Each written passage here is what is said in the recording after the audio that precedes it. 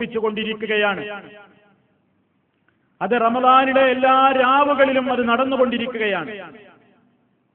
അതാണ് നരകവിമോചനത്തിന്റെ നാളുകളെന്ന് റമദാനിനെ സംബന്ധിച്ച് നമ്മൾ പറഞ്ഞുകൊണ്ടിരിക്കുന്നത്.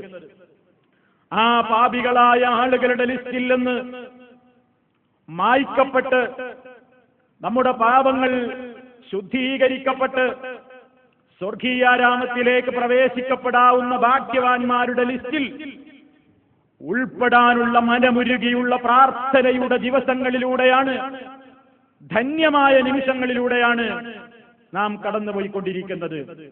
കാരണം നാം ഭയപ്പെടുന്നു, ജഹന്നം ഭയപ്പെടുന്നു. ജഹന്നമിന്റെ ശിക്ഷ ഏർപ്പെടുത്തിയ നാഥനോടുള്ള ഭയപ്പാടാണ്. ആ നാഥന്റെ ശിക്ഷ പൊറുക്കുകയാണെങ്കിൽ അവൻ വല്ലാതെ പൊറുക്കുന്നവനാണ്. പിടിച്ച് ശിക്ഷിക്കുകയാണെങ്കിലോ അത് അസഹനീയമാണ്. ലാ യുഅദ്ദിബു അദാബഹു അഹദ്, അവൻ ശിക്ഷിക്കും പോലെ ശിക്ഷിക്കുന്ന ഒരുത്തനുമില്ല. വലാ യൂസിഖു വസാഖഹു അഹദ്, അവൻ പിടിച്ചു കെട്ടും പോലെ പിടിച്ച് ബന്ധിക്കുന്നവനും ഒരാളും തന്നെയില്ല. നബ്ബി ഇബാദി, എന്റെ അടിമകളോട് പറയൂ നബിയേ, അന്നീ അനൽ ഗഫൂറുർ റഹീം, ഞാൻ ഏറെ പൊറുക്കുന്നവനാണ്, കരുണയുടെ കടലാണ്, ഏറെ കരുണ ചെയ്യുന്നവനുമാണ്. അതേ അവസരത്തിൽ എന്നോട് ധിക്കാരം കാണിച്ച് എന്നിൽ നിന്ന് വിട്ടുപോയവൻ എന്നിലേക്ക് മടങ്ങി വരാതെ ധിക്കാരിയുടെ സ്വരത്തിൽ തന്നെയാണ് ജീവിതം മുന്നോട്ട് കൊണ്ടുപോകുന്നതെങ്കിൽ വഅന്ന അദാബി, നിശ്ചയമായും എന്റെ ശിക്ഷയുണ്ടല്ലോ, ആ ശിക്ഷ ഹുവൽ അദാബുൽ അലീം, വേദനാജനകമായ അസഹനീയമായ ശിക്ഷയാകുന്നു. അതാണ് നമ്മൾ ഭയപ്പെടുന്നത്, അതിനെയാണ് നമ്മൾ പേടിക്കുന്നത്. ആ ജഹന്നമിനെ സംബന്ധിച്ച് നമ്മുടെ ഓരോ നമസ്കാരങ്ങളിലും നമ്മൾ ചോദിച്ചു കൊണ്ടിരിക്കുന്നു, അറിഞ്ഞോ അറിയാതെയോ. 4 കാര്യങ്ങളിൽ നിന്ന് രക്ഷ ചോദിച്ചുകൊണ്ടല്ലാതെ നമസ്കാരത്തിൽ നിന്ന് പിരിയരുത്. ആ 4 കാര്യങ്ങളിൽ നമ്മൾ അല്ലാഹുവിനോട് ഖബറിലെ ശിക്ഷയെ സംബന്ധിച്ച് ചോദിക്കുന്നുണ്ട്. വഅഊദു ബിക മിൻ അദാബി ജഹന്നം എന്ന റിപ്പോർട്ടുണ്ട്, നാറി എന്ന റിപ്പോർട്ടുണ്ട്. രണ്ടായിരുന്നാലും നരകാഗ്നിയുടെ കഠിന കഠോരമായ ശിക്ഷയില്ലെന്ന് നീ ഞങ്ങളെ കാക്കണേ, നീ എന്നെ രക്ഷിക്കണേ, ഞാൻ നിന്നോട് ശരണം തേടുന്നു, അഭയം ചോദിക്കുന്നു എന്ന് പറയാത്ത ഒരു ഫർദ് നമസ്കാരങ്ങൾ നമുക്ക് കഴിഞ്ഞു പോകുന്നുണ്ടോ? 5 നേരം നമ്മളത് പറയുന്നുണ്ട്, നമ്മുടെ മനസ്സിൽ തട്ടുന്നുണ്ടോ എന്തോ? നിങ്ങൾ ചിന്തിച്ചു നോക്കൂ, എത്രമാത്രം ഇങ്ങനെ 5 നേരം ഇങ്ങനെ ആവർത്തിച്ച് പടച്ചു തമ്പുരാനോട് ചോദിക്കാൻ മാത്രം, ഇത്രമാത്രം ഭയങ്കരമായ സങ്കേതമാണത്. കാരണം അത് സൃഷ്ടിച്ച നാഥനാ പറയുന്നത് വബിഇസൽ മസീർ, ആ ചെന്നുചേരാനുള്ള സങ്കേതമാകുന്ന നരകം അതെത്ര മോശമാണ്, അതെത്ര ചീത്തയാണ്, അതെത്ര വലിയ സങ്കേതമാണ്, എത്രയാണ് അതിന്റെ വിശാലത. ലോകത്തുള്ള ഏത് കൊടും പാപികളെയും ഉൾക്കൊള്ളാൻ നരകം വിശാലമാണ്. എത്ര കോടി കൊടും പാപികൾ ഉണ്ടെങ്കിലും അവരെയെല്ലാം ഉൾക്കൊള്ളാൻ മാത്രം അത് വിശാലമാണ്. പരിശുദ്ധ ഖുർആൻ തന്നെ പറയുന്നത് നോക്കൂ, ലോകത്തുള്ള കോടാനുകോടി മനുഷ്യന്മാര്, അവരിൽ പാപികളാണ് കൂടുതൽ. വലഖദ് ദറഇനാ ലിജഹന്നമ കസീറൻ മിനൽ ജിന്നി വൽ ഇൻസി, മനുഷ്യരിൽ നിന്നും ജിന്നുകളിൽ നിന്നും ഭൂരിപക്ഷം ആളുകളും അതാ നരകാഗ്നിയിലേക്കുള്ള വിറകുകളാണ്. ഭൂരിപക്ഷം വരുന്ന ആളുകളെ ഉൾക്കൊള്ളാൻ മാത്രം വിശാലമാണ് നരകം. ആ നരകത്തിയിലേക്ക് ധാരാളക്കണക്കിന് ആളുകൾ ഇങ്ങനെ കൂട്ടം കൂട്ടമായി വന്നു വീണ് നരകാഗ്നി അങ്ങനെ നിറഞ്ഞു വരുമ്പോ അല്ലാഹു റബ്ബുൽ ആലമീൻ നരകത്തോട് ചോദിക്കുന്നവര് ചോദ്യമുണ്ട്, ജഹന്നമിനോട് ചോദിക്കുന്നവര് ചോദ്യമുണ്ട്.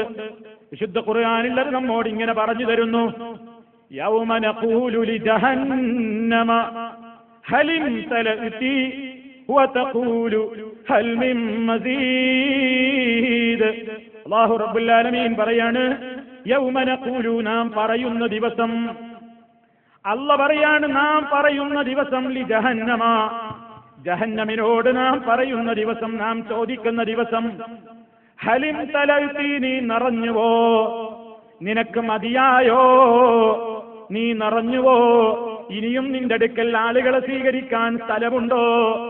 വിശുദ്ധ ഖുർആൻ പറയുന്നു, നരകം മറുപടി പറയുകയാണ്, വതഖൂലു ഹൽ മിൻ മസീദ്, ഇനിയും ധാരാളമുണ്ടെങ്കിൽ വന്നോട്ടെ, ഞാൻ വിശാലം തന്നെ. അത്രമാത്രം വിശാലമാണ് നരകം. വിശാലമാണ് നരകം എന്ന് പറയുമ്പോൾ അതിൽ സൗകര്യങ്ങളുടെ വിശാലമല്ല. ഓരോരുത്തരും ഇടപെടുമ്പോഴെല്ലാം മക്കാനുൻ ദയ്യിഖാ, കുടുങ്ങിയ ഒരു വഴിയാണ്, ഇടുങ്ങിയ വഴികളാണ്, ഇടുങ്ങിയ സ്ഥലങ്ങളാണ്. അതിന്റെ ആഴം എത്രയാണ്? നരകാഗ്നിയുടെ വിശാലത നമ്മൾ പറഞ്ഞില്ലേ, അതിന്റെ ആഴം എത്രയാണ്?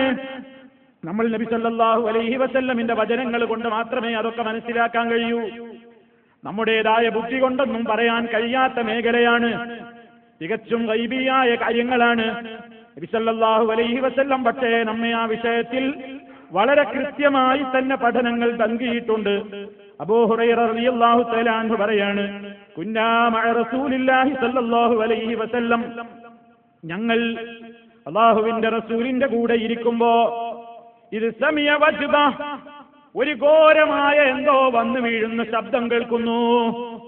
എന്തോ ഒരു സാധനം വന്നു വീണ കഠിനമായ ഒരു ശബ്ദം ഞങ്ങൾ കേട്ടു. ഫഖാല നബിയു സല്ലല്ലാഹു അലൈഹി വസല്ലം, നബി സല്ലല്ലാഹു അലൈഹി വസല്ലം സഹാബിമാരോട് ചോദിക്കുകയാണ് ആ ശബ്ദം കേട്ടപ്പോ, അത്തദ്റൂന മാ ഹാദാ, എന്താണ് കേട്ടതെന്ന് നിങ്ങൾക്ക് മനസ്സിലായോ? എന്താണിത് എന്ന് നിങ്ങൾക്ക് മനസ്സിലായോ? എല്ലാ സഹാബത്ത് പറയുന്നു, അല്ലാഹു വ റസൂലുഹു അലം, അല്ലാഹുവല്ലേ അറിയുക, അല്ലാഹു സുബ്ഹാനഹു വ തആലയുടെ വഹി കിട്ടുന്ന അങ്ങേക്കല്ലേ അറിയുക, ഞങ്ങൾക്കറിയില്ലല്ലോ. നബി സല്ലല്ലാഹു അലൈഹി വസല്ലം വിവരിച്ചു തരികയാണ്, നമ്മൾ മനസ്സിലാക്കണം. ഹദാ ഹജറുൻ, അതൊരു കല്ല് വീണ ശബ്ദമാണ്, അതൊരു കല്ല് വന്ന് വീണ ശബ്ദമാണ് ജനങ്ങളെ. റുമിയ ബിഹി ഫിന്നാർ, നരകത്തിൽ ഒരു കല്ല് വന്ന് വീണ ശബ്ദമാണ്. ആ കല്ല് എറിയപ്പെട്ടത് എന്നാണെന്നോ, മുൻദു സബഈന ഖരീഫാ, 70ഓളം കൊല്ലമായി ആ കല്ല് എറിഞ്ഞിട്ട്. 70ഓളം കൊല്ലങ്ങൾക്ക് മുമ്പ് എറിയപ്പെട്ട ഒരു കല്ല്. ഫഹുവ യഹ്വി ഫിന്നാരിൽ ആന ഹത്താ തഹാ ഇലാ ഖൈരിഹാ ഫസമിഅതും വജബതഹാ. 70 കൊല്ലം മുമ്പ് പുറപ്പെട്ട ഒരു കല്ല് നരകത്തിയിലതാ അതിലേക്ക് പതിച്ചുകൊണ്ടിരിക്കുകയായിരുന്നു. അതങ്ങനെ പതിച്ച് പതിച്ച് അവസാനം ഹത്തൻ തഹായില ഖൈരിഹാ, നരകത്തിയുടെ അവസാനത്തെ തട്ടിൽ ഇപ്പോഴാണ് വന്ന് വീണത്. ഫസമിഅതും വജബതഹാ, അത് വന്ന് വീണ ശബ്ദമാണ് സഹാബിമാരെ നിങ്ങളിപ്പോ കേട്ടത് എന്ന് നബി സല്ലല്ലാഹു അലൈഹി വസല്ലം പറയുന്നു. ഇമാം മുസ്ലിം അവിടുത്തെ സഹീഹിൽ അത് രേഖപ്പെടുത്തുന്നു. നമുക്ക് ബുദ്ധി കൊണ്ട് ചിന്തിക്കാൻ കഴിയുന്നുണ്ടോ? നമുക്ക് 70 കൊല്ലത്തെ വഴിദൂരം സഞ്ചരിച്ച ഒരു കല്ല് അത് നരകത്തിയുടെ അടിത്തട്ടിൽ എത്തുമ്പോഴേക്ക് കാലം എത്ര പിടിച്ചു? അപ്പൊ എത്രയാണ് അതിന്റെ ആഴം, എത്രയാണ് അതിന്റെ പരപ്പ്, എത്രയാണ് അതിന്റെ വിശാലത? നമുക്ക് മനസ്സിലാക്കാൻ കഴിയാത്തത്ര കഠിനമാണ്, കഠോരമാണ്. അങ്ങനെയുള്ള നരകം എല്ലാ പാപികളെയും ഉൾക്കൊണ്ടാലും സ്ഥലം ബാക്കിയാകുന്ന നരകം. ആ നരകാഗ്നിയുടെ സംബന്ധിച്ചിടത്തോളം സത്യവിശ്വാസികളോട് ഖുർആൻ ഒരു കാര്യം പറയുന്നുണ്ട്. നരകത്തിക്ക് തന്നെയും പല രൂപത്തിലുള്ള തട്ടുകളാണ്, വ്യത്യസ്ത തട്ടുകളാണ്. ഭീകരങ്ങളായ അനവധി ശിക്ഷകൾ നടന്നുകൊണ്ടിരിക്കുന്ന വ്യത്യസ്ത കേന്ദ്രങ്ങളാണ്. അതിലെ ഏറ്റവും നിസ്സാര ശിക്ഷ പോലും എന്താണ്? നരകാഗ്നിയിൽ ലഭിക്കപ്പെടുന്ന അഹ്വനു അദാബ്, നരകത്തിയിൽ കടന്ന മനുഷ്യന് ലഭിക്കാൻ പോകുന്ന ഏറ്റവും നിസ്സാരമായ ശിക്ഷ എന്താണെന്നോ? അവന്റെ കാലിൽ തീ കൊണ്ടുള്ളവര് ചെരുപ്പ് ധരിപ്പിക്കലാണ്. നരകത്തിയിൽ പ്രവേശിപ്പിക്കപ്പെട്ട മനുഷ്യന്റെ കാലിൽ നരകാഗ്നി കൊണ്ടുള്ള തീകൾ, ഈ ചെരുപ്പുകൾ ധരിപ്പിക്കപ്പെടുന്നു. അതിലൂടെ അവന്റെ തലച്ചോറ് തിളച്ചു മറിയുന്നു. അവന്റെ തലയിലോളം എത്തിത്തീരുന്ന കഠിന കഠോരമായ ആ ശിക്ഷ അത് തന്നെ നമുക്ക് ഓർക്കാൻ കഴിയുന്നുണ്ടോ? അതാണ് അഹ്വനു, ഏറ്റവും നിസ്സാരമായ ശിക്ഷ നരകത്തിയിലെന്ന് മഹാനായ നബി സല്ലല്ലാഹു അലൈഹി വസല്ലം പറയുന്നു. അല്ലാഹു റബ്ബുൽ ആലമീൻ നമ്മെ എല്ലാവരെയും കാത്തുരക്ഷിക്കുമാറാകട്ടെ. ആ കഠിന കഠോരമായ നരകം, ആ നരകത്തിയുടെ വ്യത്യസ്തങ്ങളായ വാതിലുകളുണ്ട്.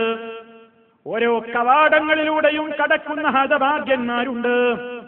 സ്വർഗത്തിന് ചില വാതിലുകളില്ലേ, ആ വാതിലുകളിലൂടെ പ്രവേശിക്കുന്ന മഹാന്മാരുള്ളതുപോലെ നരകത്തിനും ചില വ്യത്യസ്തമായ ചില ശിക്ഷയുടെ കേന്ദ്രങ്ങളുണ്ട്. ആ കേന്ദ്രങ്ങളിലേക്ക് തള്ളിയിടപ്പെടാൻ പാകത്തിൽ അതിനും 7 വാതിലുകളാണ് അല്ലാഹു ഏർപ്പാട് ചെയ്തിരിക്കുന്നത്. അതും വിശുദ്ധ ഖുർആൻ പറയുന്നു. സൂറത്തുൽ ഹിജ്റിലെ 43-44 ആയത്തുകളിൽ കാണാം, വ ഇന്ന ജഹന്നമ ലമൗഇദുഹും അജ്മഈൻ ലഹാ സബ്അതു അബ്വാബ് ലികുല്ലി ബാബിൻ മിൻഹും ജുസ്ഉം മഖ്സൂം. ഓ ജനങ്ങളെ, തീർച്ചയായും കഠിന കഠോരമായ ജഹന്നം, എല്ലാവരും അതിലാണ് വന്ന് ചാടേണ്ടത്. പിശാചിനെ പിൻപറ്റിയ സർവ്വ മനുഷ്യരും അതിലാണ് വന്ന് ചാടേണ്ടത്. ഇതിനെ വിശദീകരിച്ചുകൊണ്ട് മഹാനായ ഇബ്നു കസീർ റഹ്മത്തുള്ളാഹി അലൈഹി രേഖപ്പെടുത്തുന്നു, ജഹന്നമു മൗഇദു ജമീഇ മൻ ഇത്തബഅ ഇബ്ലീസ്. പിശാചിനെ പിൻപറ്റിയ പിശാചിന്റെ അനുയായികൾ മുഴുവനും നരകത്തിയിലാണ് അവർക്ക് വന്ന് ചാടേണ്ടത്. വിശുദ്ധ ഖുർആൻ പറഞ്ഞില്ലേ, ലഹാ, ആ ജഹന്നമിനുണ്ട്